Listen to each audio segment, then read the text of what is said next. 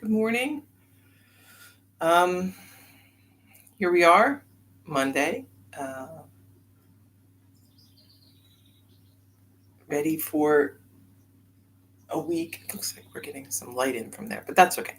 Um, so my husband comes in here in the morning and does some exercise or something, and he opens all the windows and all the curtains, so it's light, and then I have to close things back up again when I try to uh, put this thing together because the laptop, the camera is, it's a laptop camera. It's not great, so it doesn't do well in highlight. It needs very there's a small window in which it operates properly. So we had to fiddle with it to figure out where it is, and now we've got it, so I can't change it. um, Well, it's a beautiful day. Might get some rain, but the weather is so nice. What a nice weekend we had too. Really good weather. It's funny how you can kind of mark um, different years by what was happening. So last year it was very hot.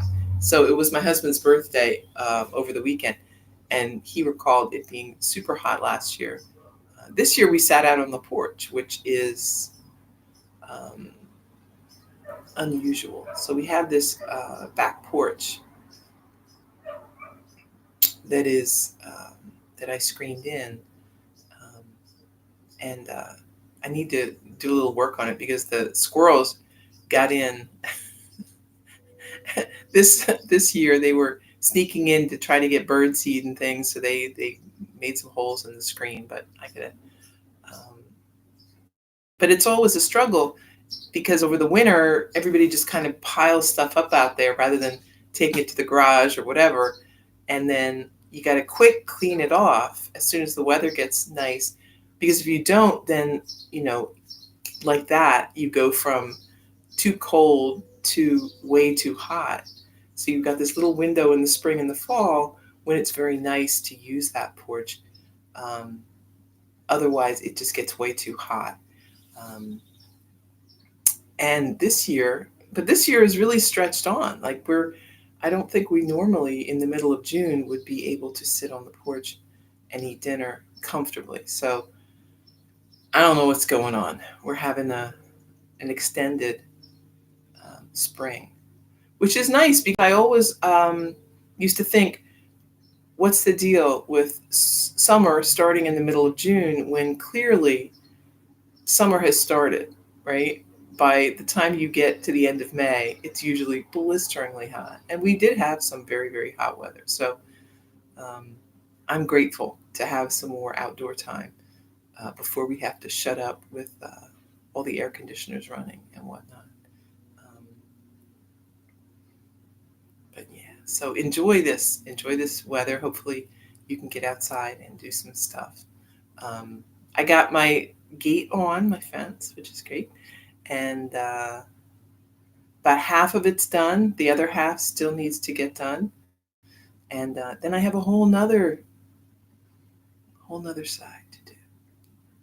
Good morning, Susan. And that one's going to be rough. This is a short fence, like 4-foot fence.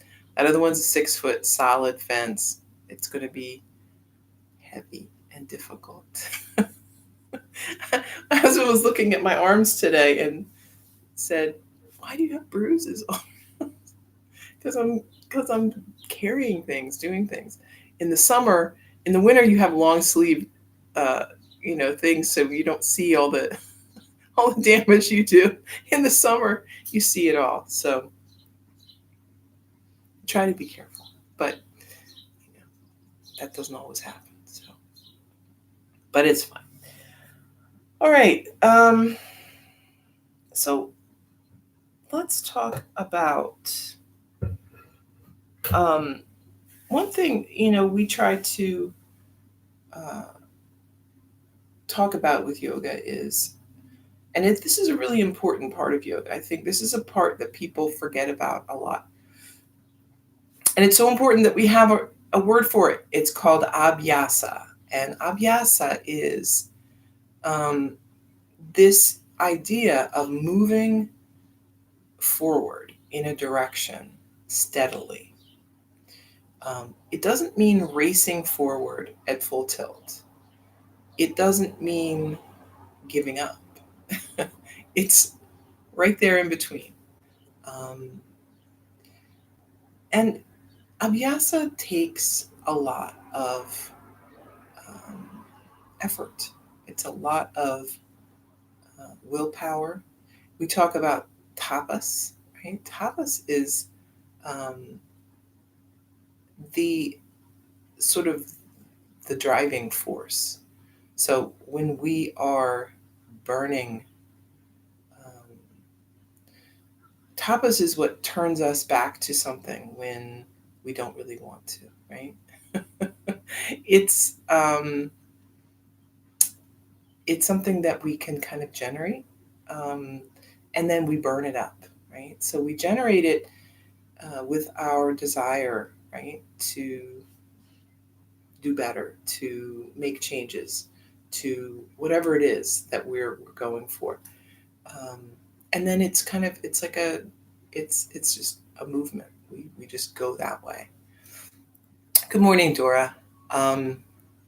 So Abyasa is at the base and soul of everyone's yoga practice. It's what keeps us going.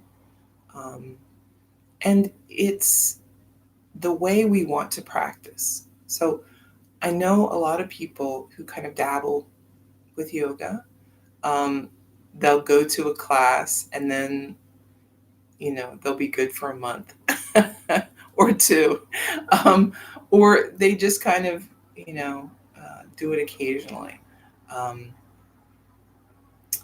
There's nothing wrong with that, right? I mean, that shows me that you have kind of a passing interest in yoga, but you aren't really all the way there yet. And that's fine. Lots of us are kind of, 1 foot in, 1 foot out for a long time. But Abyasa is the real commitment of practice. And it doesn't have to be asana, right? It is your yoga practice, whatever that may be, right? And it changes. But Abyasa is this steady movement in a direction in which you want to go.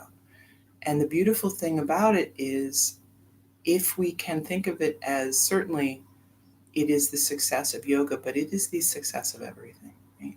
It is at the core and base of everything that you want to achieve in your life. Small steps done consistently.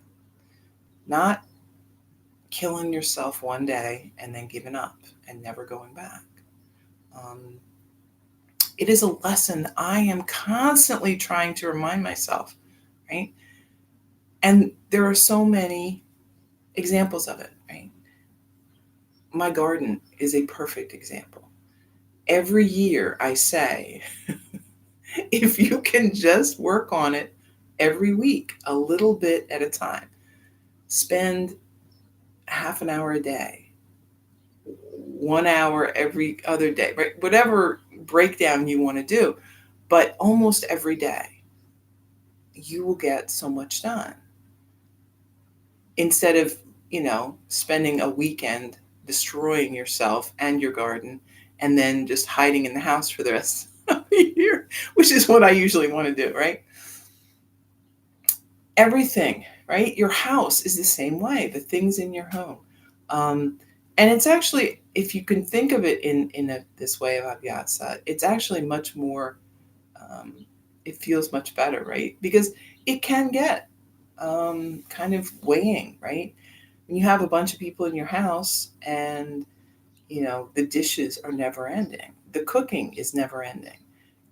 There's always someone who wants to eat and is making a mess. there's always someone who's pulled things out, left them on the table, and not put them away.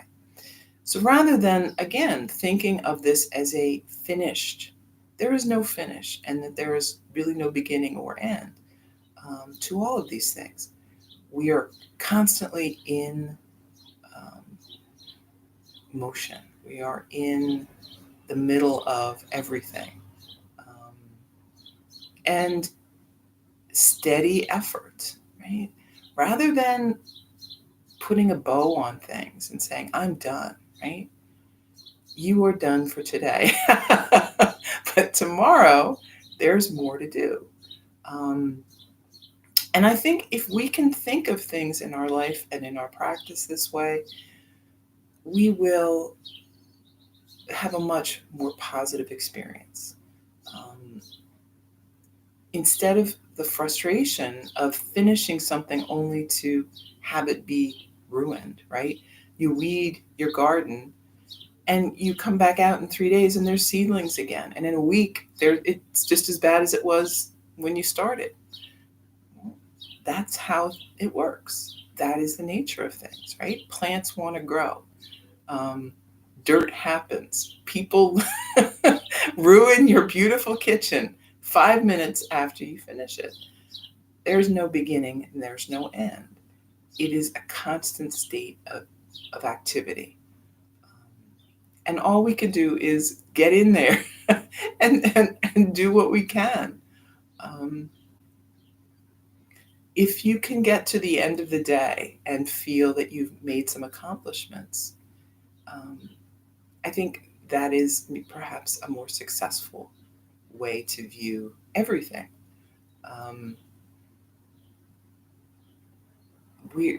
There's a word, right? We have a word in yoga for this Abhyasa, right? This is what we are bringing. We are not being a perfectionist. We are not struggling to find an end goal. We are satisfied by knowing that we've put in our best effort today. And tomorrow, there'll be more to do. And the next day, and the next day. So, this is, for me, very helpful. It's a very helpful way to look at things. I was brought up to kind of be a perfectionist about things, which is actually a really harmful way to be brought up. I will tell you. It makes you cautious to do things because you're afraid you won't do it perfectly. You procrastinate, right? You put things off because you know in order to do them to the level at which you feel they need to be done, it will take way too much time and effort. You don't even want to get started. Right? These are all negative things. There's nothing wrong with wanting to do a good job, but when you have that, your self-esteem, your self-love is tied to the level at which you think you can achieve, that's not good. Rather, if you want to, right? If you want to tie your your self-esteem to your efforts, how well did you work? How steady were your efforts? Did you struggle and then maybe achieve something today? Are things marginally better than they were by the end of the day than they were in the morning? Hey, that's good. Abyasa is not right. I think it's really interesting that yoga doesn't have a word for achieving your goal, right? Well, I guess maybe it does, but it's not the goal you think, right? So this is maybe nirvana. So the goal, not santosha, but the end goal is the end, right? It's becoming one again with the spirit. That's when our life is over and we've moved on. Um, so that tells me that yoga, you are never done until you are ready to leave your body. Um, you will never complete your mission here until your physical body has expired. So there's no rush. There's no urgency to uh, complete a goal. Your goal is the effort towards the goal. Right? When you are making an effort, when you are trying, you are doing everything you should do. You are on that path. You are completing your Abhyasa. Um, and I love that, right? How encouraging is that? For me, it's such a weight lifted off my shoulders. Um, I don't have to finish everything immediately. I can make my effort. I can keep going. And when you have these endless jobs like housework, gardening, and these kind of circular situations, that's a wonderful way to look at it. You don't need, again, a beginning, middle, and end. You can be constantly in the middle, and you're on the right path. So, Abhyasa, it's a wonderful way to think of um, everything. Right? Um, Even when it comes to learning things and doing things, I always it always was very troubling to me. Right, that this idea that school is, you go to school from the time you're 6 to the time you're 18, and then maybe you go to college, and then you're done. Right, no more learning, no more books, no more anything. Throw them in the trash, and you're done. Well, that's not true, right? We're learning all the time. At least I hope we are. We're learning new things. We're learning new skills. We're always in the middle of it. Um, there isn't. We don't finish. We keep going. Um, and if you think you have finished, you're wrong. Right? And I know people like this. I'm sure you do too, that think they know everything about everything. And maybe they think they really do know as much as they care to know about everything they care to know about, which is kind of tragic right there. But um, they're still in the middle of it, right? They really are. And we are too, right? They need to learn that they don't know everything. And the rest of us are learning what we want, what we need, the next step. So, all right. So let's do some asana, move things around a little bit. Um, I learned how heavy fence panels can be, even though they don't seem that heavy when you start. By the time you've moved your 10th or 12th panel, um, it's not feeling great. All right, so sitting up tall, let's breathe just for a little bit. Shoulders back.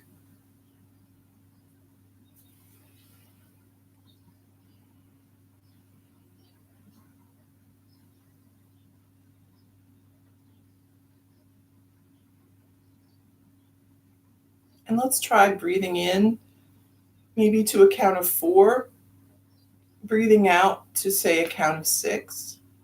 So just slightly longer exhale.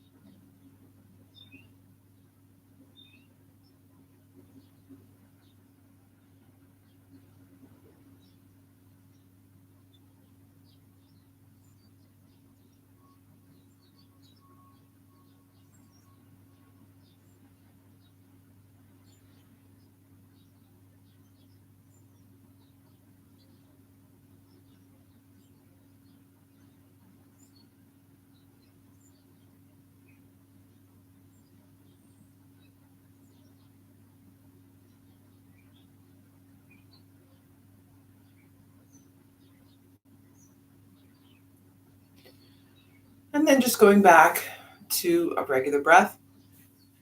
Keep breathing. On the next exhale, we're going to drop the chin down toward the chest.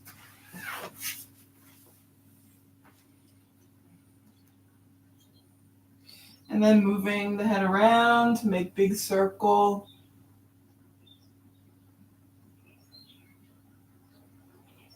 A couple of times one way.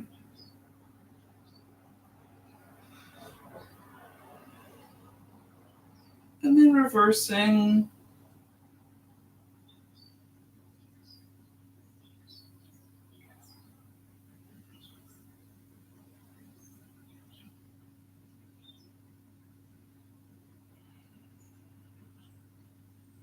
Back to center, take a breath, lean forward, move around.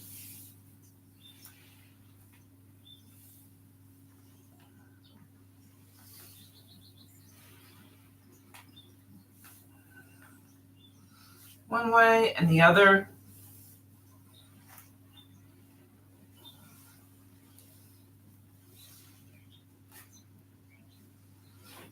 Come on back up, arms wide, take a breath. Exhale, hands together. Inhale. Exhale. Inhale. Exhale. Inhale. Exhale. Once more. Inhale. And exhale. Interlace the fingers, lift the hands, and then arms down by your side. Inhale, lift. And lower. Lift. And lower. Once more, lifting up. And then right hand down, reach across with the left.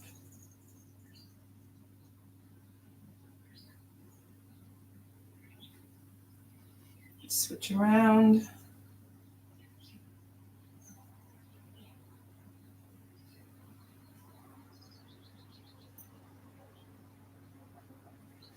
Back up, let's lift the shoulders, roll back.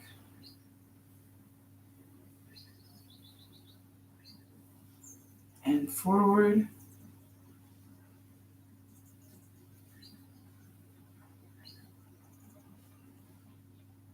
Left hand on right knee, right arm behind, sit tall, and then twist.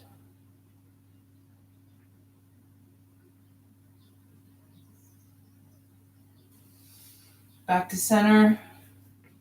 Breath in, twist.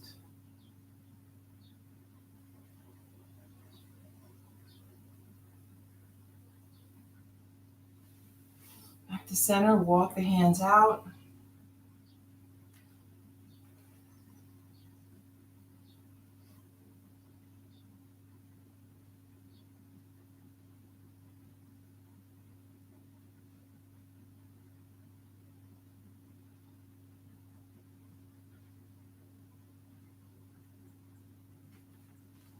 And then hands behind.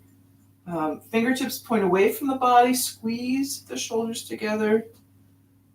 Gaze up.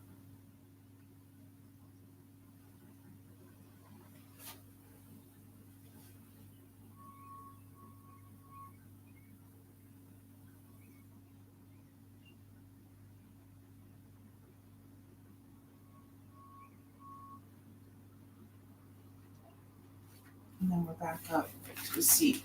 Soles of the feet together. Sit tall. Take a deep breath. Lean forward. Hinging from the hips. Keeping a nice flat back. We're just leaning as far as we can.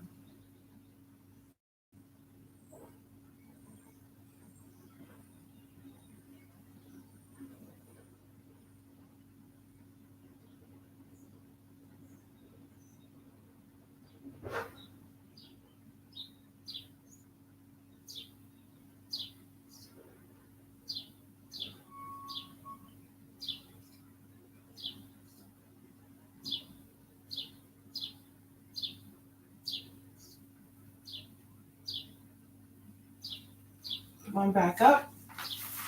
Let's bring that left leg is pointing, the knees pointing out. Right leg on top. Kind of scoot that foot over as much as you can. Take a breath. And fold forward.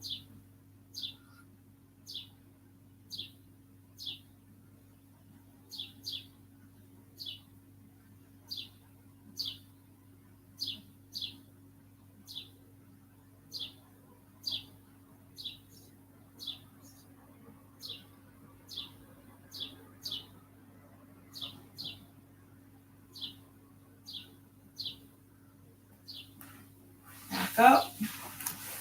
Switch the legs around. So now left is on top. Take a breath. Fold.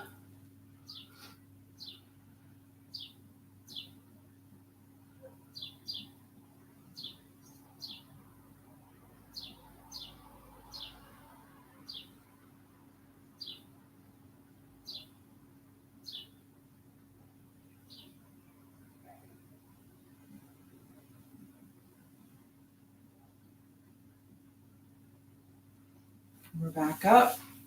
Both legs out in front. Let's point and flex the feet.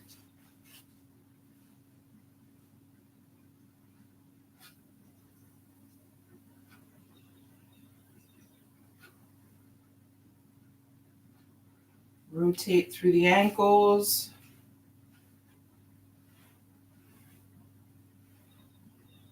One way and the other.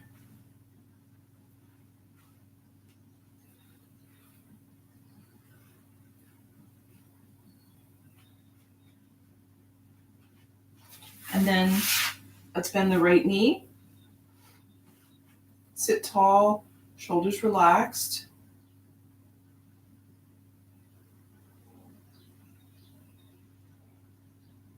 And then lower the right knee. We've got the foot coming close to the thigh here. Take a deep breath. Lean forward, reaching left hand down towards left foot.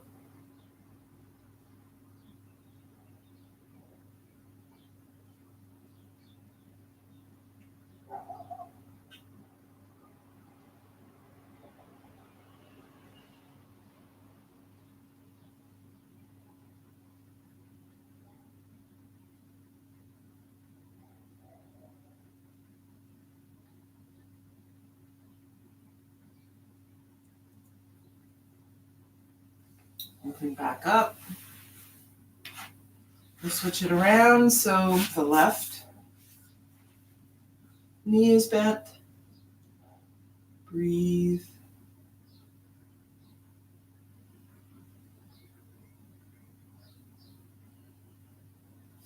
And then lower the knee. Sitting tall, take a breath and fold.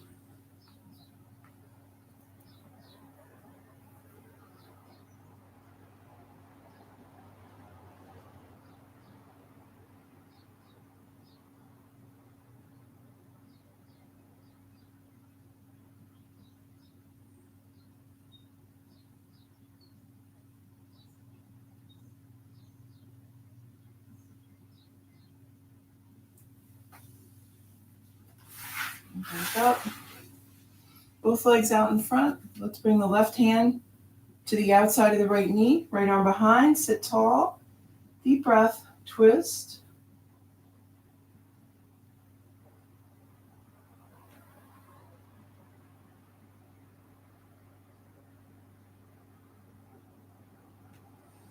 Back to center. Switch.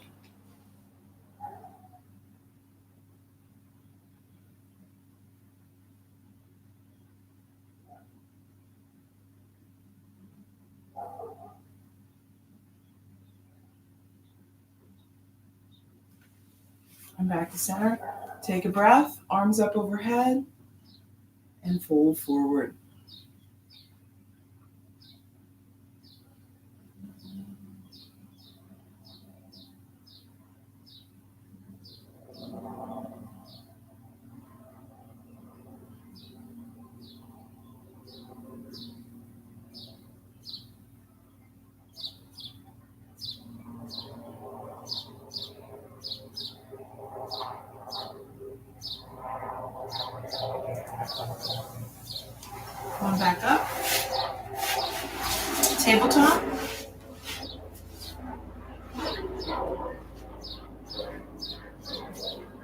Let's move through cat-cow for a few.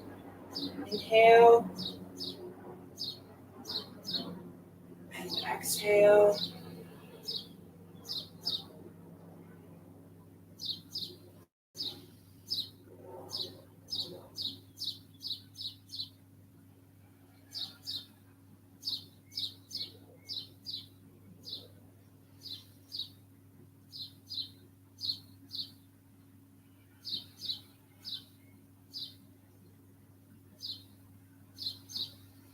Sitting back on the heels.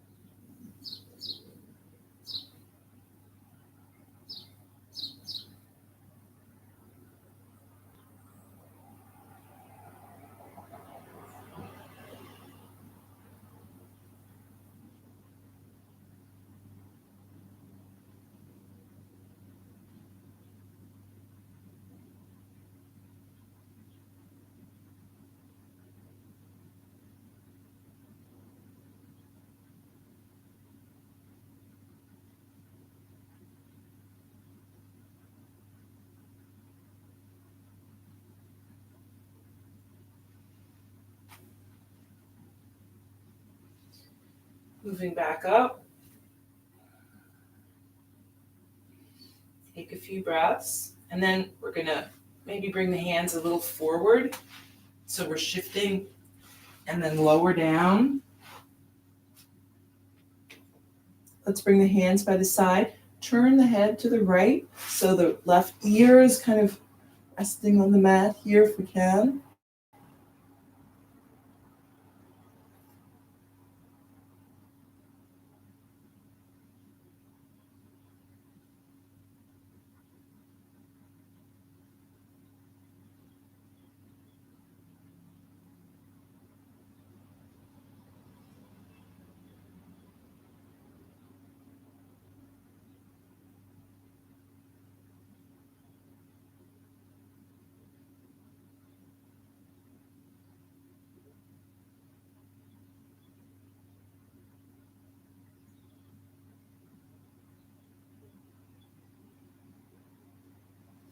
Bring the head back to center.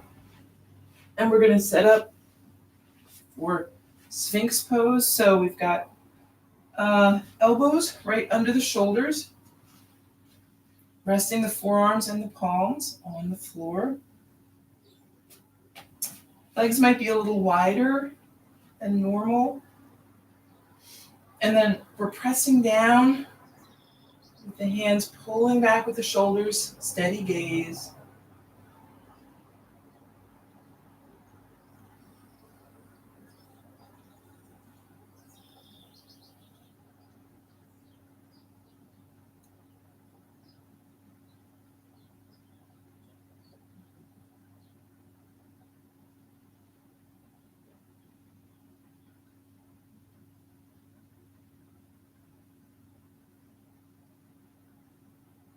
And lower down. The head turns left.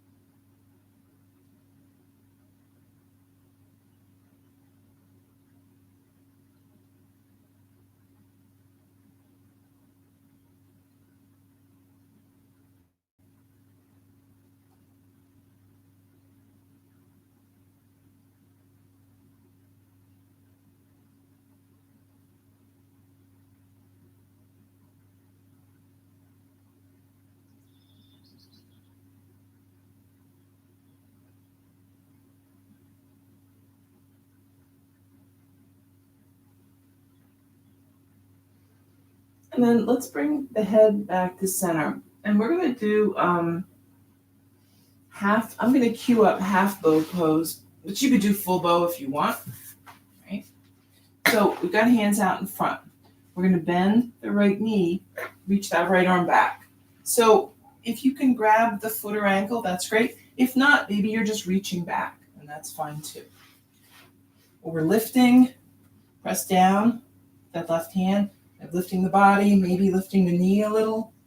Breathe.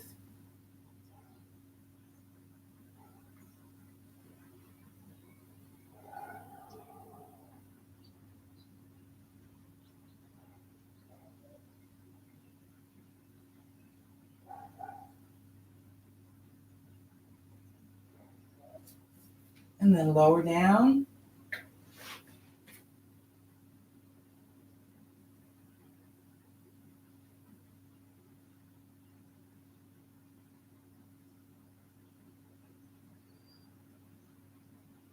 Switch sides, right? So if you're doing full bow, maybe you'll do 2 full bows, right? Because you did one while we were doing the right and now one while we're doing the left. Same thing, lift, breathe.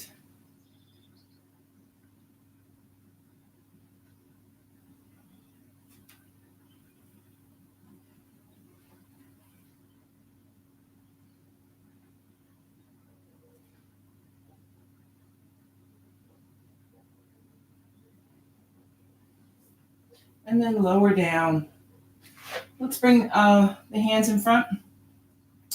You can cross one forearm over the other or one hand over top of the other. Rest the chin or the forehead. Take a few breaths.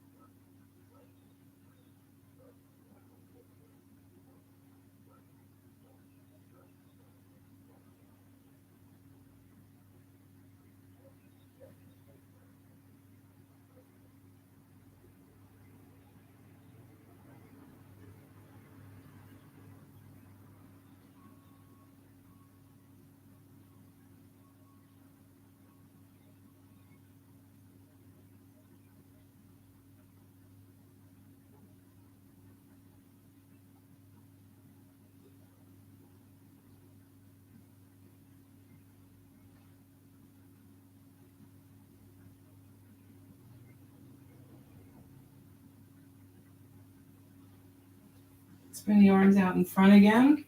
We're going to roll onto one side. Bend that right knee. We can extend, grab a hold of the leg or the toe, whatever you got here. Balancing, maybe bend the knee. The bottom knee, right? So you have a little platform that makes balancing easier. All right, so this is stretch, this is balance, this is a bunch of stuff. So maybe you don't want to do a bunch of stuff today. That's okay. Pick the one that feels the most important and do what you need to do to support the other.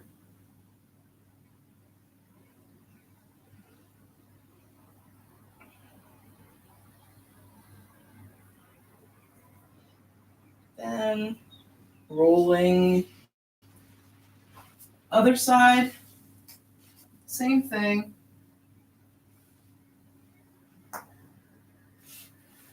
Hopefully without the creaking and cracking that I have.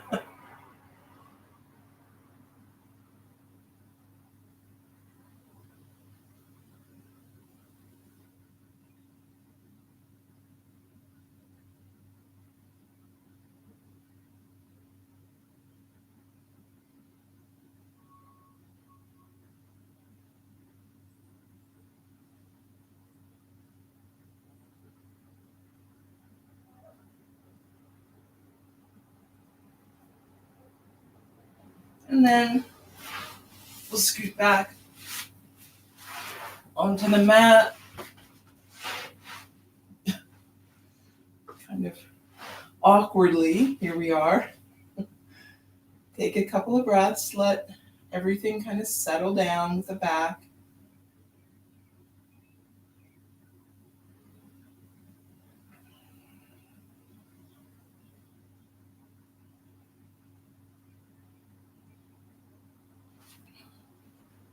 And then let's bring that right ankle onto the left knee.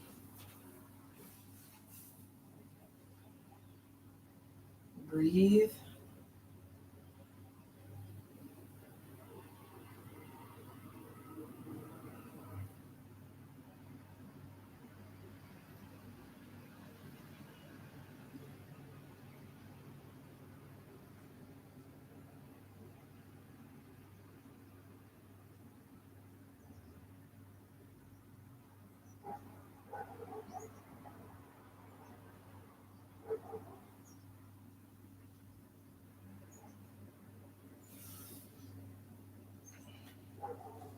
Set the foot down, and then we're going to keep that ankle there.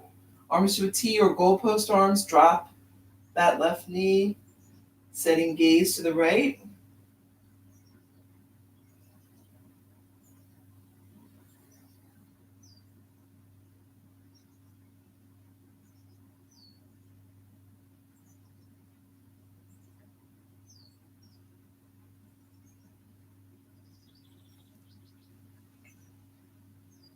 We're back up.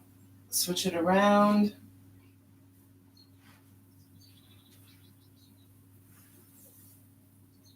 Bringing that left knee in.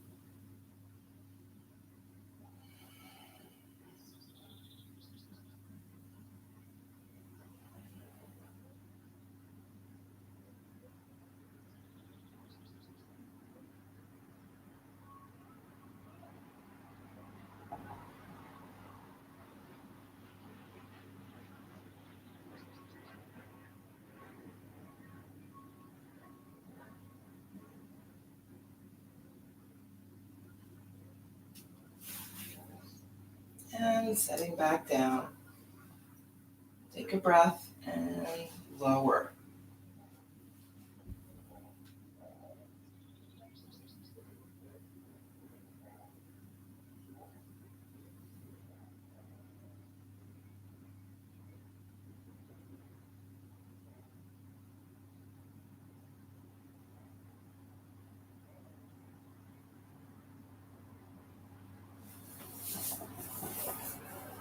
Moving back. Let's bump the knees together. Walk the feet to the edges of the mat. Relax.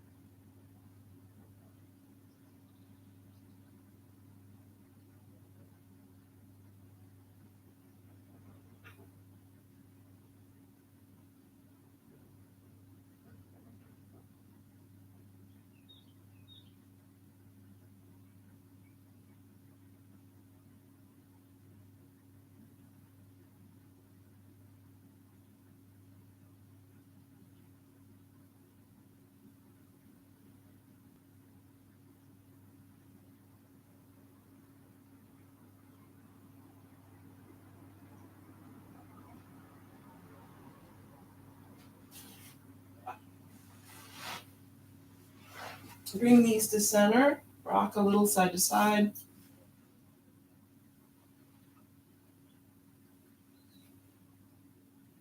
Extend the legs, hands by your side. And then we can lower.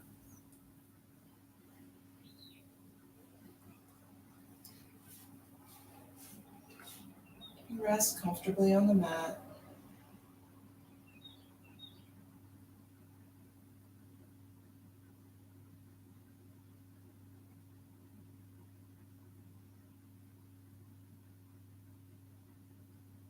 And just breathe.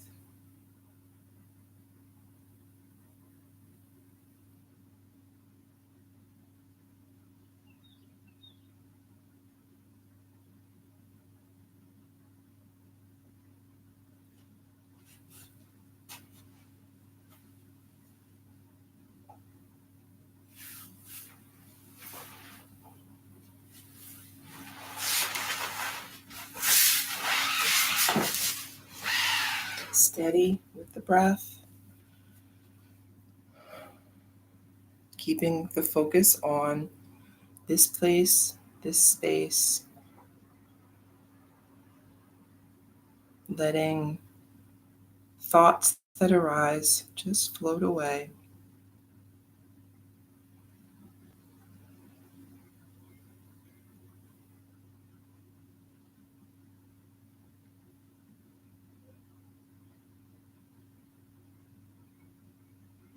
So, Abhyasa is an exercise in faith, right?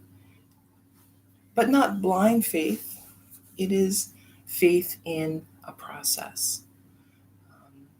We know that if we take the steps, we will get to the top of the staircase. We don't have to see um, beyond the next step to know that. We know if we keep going, we will get there. Right? Even the largest project can be broken down into smaller steps. And if you take all of those steps, you'll get there. It could take you a long time, depending on what's going on in your life. Um, you may not want a project to take as long as it does, but it doesn't matter. Who cares how long something takes? In the end, isn't it the goal to just get it done? You will forget how long it took.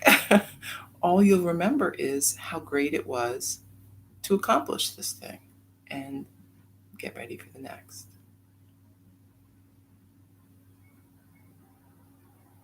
It's a way of, again, not necessarily worrying about the outcome. It's what are we doing now?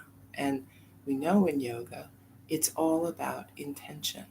It's all about your actions. We can't necessarily know the outcome. Let's say I finish building my fence and it's beautiful and I've done everything perfectly. And the next week a truck crashes into it. I mean, this could happen, could destroy all of my hard work. Does that mean my hard work was wasted? No, it means something happened. Um, I'll just build it again, right? And that is Abyasa, the knowledge that you can always build it again. If it's broken, you can fix it. If it takes a long time, it takes a long time, right? To me, that is the best example of Abhyasa, of your determination, right? You didn't get bored. You didn't get fed up and restless and frustrated and quit. You kept going. Um, so don't worry if it takes a long time. All that tells me is that you are really committed to getting that done.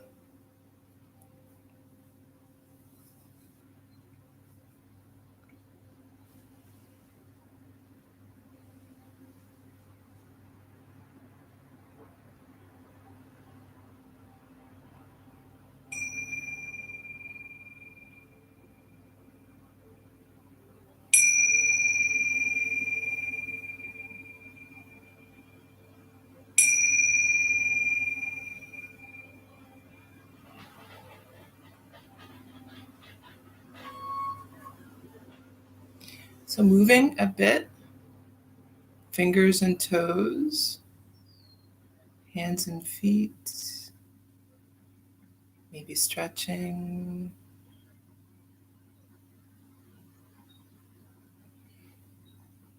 And then we'll just make our way up to a seat. Unless you want to stay reclining for meditation, you could do that. We've got hands together for a breath in and a breath out. Thank you for coming to your mat today for your Abhyasa, to your practice, and to continuing to be in this space. I hope you have a very good Monday. Namaste.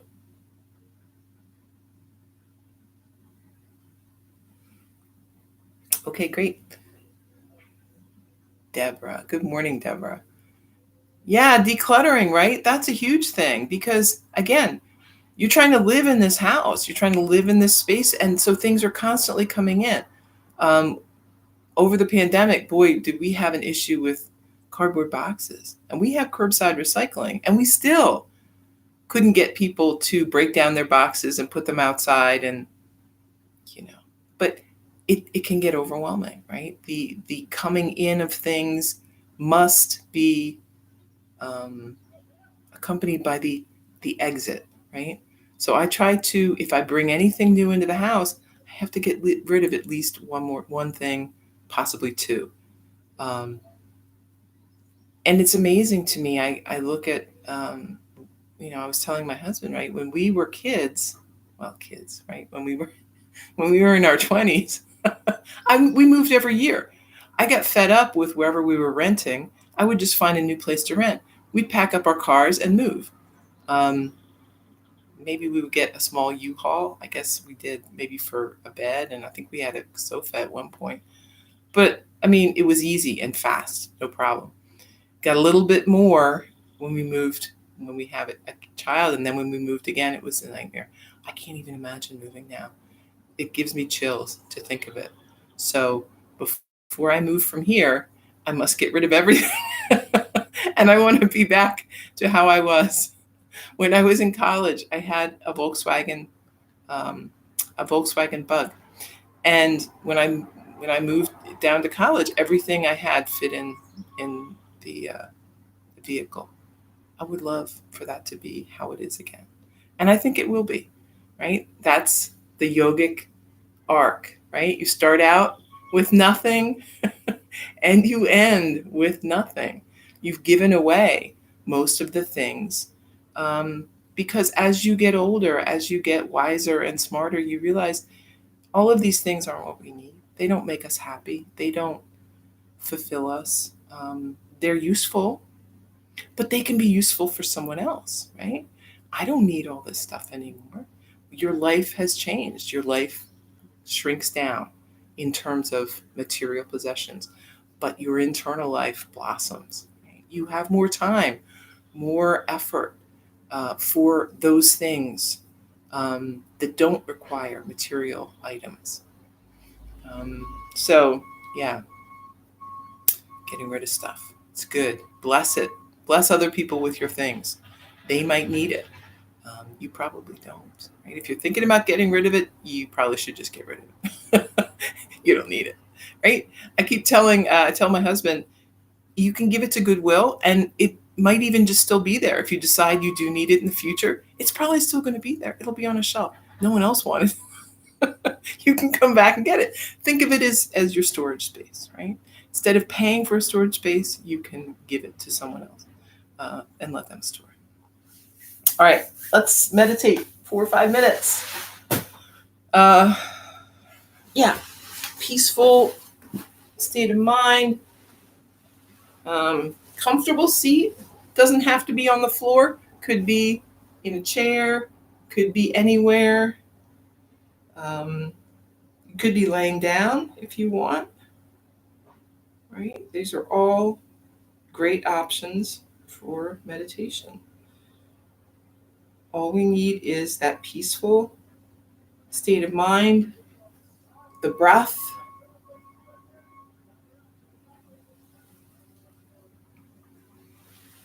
and continue with that peacefulness.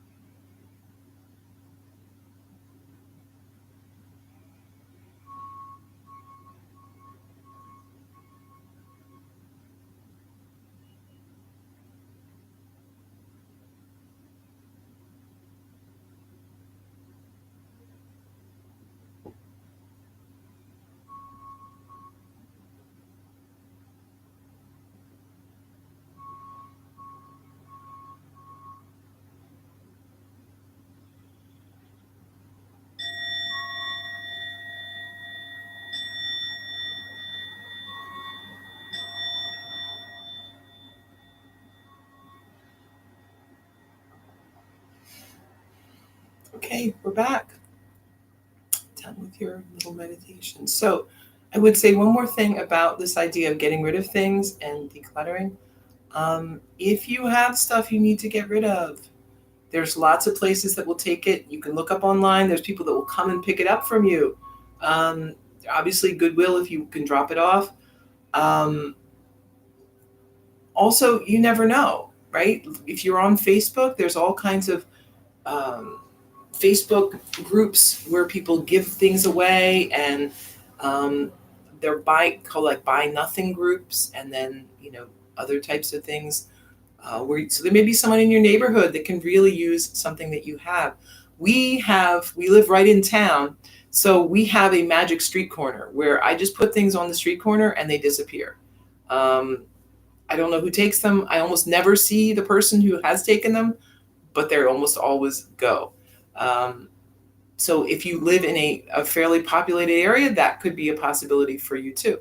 Um, the the thing to remember with that is that you don't have to make sure that everything you have goes to a good home. My dad always used to get really hung up with the idea that he had to find a home and a space for these things. He had to find just the right person for his precious goods. And as a result, he never got rid of anything. So if you're telling yourself that, it could be that you have good intentions and just haven't been able to find people, but you also may be telling yourself that as a excuse, a reason not to get rid of it. So figure out which one it is and take steps, right? Do you really want to get rid of this thing or don't you? If you really do, it's not your responsibility to find a home. You can just give it to someone who will. Give it to Goodwill, give it to some other organization, put it out on the street. Um, Again, it's about your intention. It's about what is the goal? The goal is to have it out of your house. Trust that the universe will take care of it, that there will be someone who is desperately in need of this and will see it, will hear about it. Someone will give it to someone else. It may go through 3 or 4 or 5 hands before it gets to the person that really needs it. But trust that that is exactly what will happen, because it will. And everything will work out just as it should. When we stop holding things tight, when we start trusting and letting things go, good things happen. Okay, so we're done, and I will be back tomorrow.